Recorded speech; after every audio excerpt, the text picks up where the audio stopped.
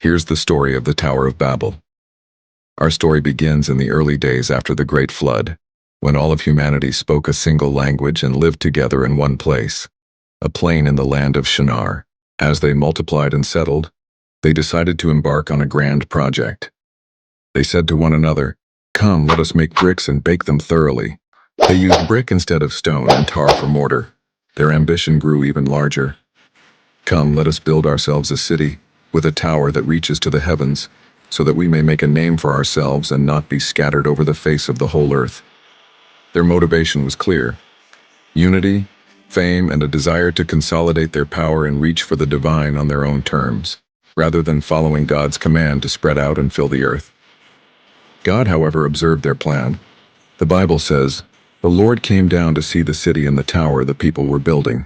And the Lord said, if as one people speaking the same language they have begun to do this, then nothing they plan to do will be impossible for them.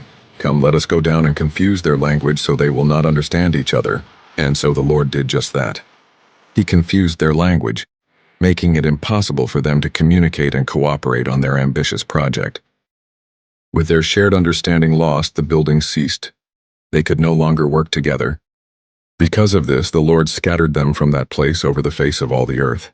And that is why the city was called Babel, which means confusion, because there the Lord confused the language of the whole world. And from that moment, humanity was divided by different languages, and they spread out across the globe, fulfilling God's original purpose, but in a way they never intended.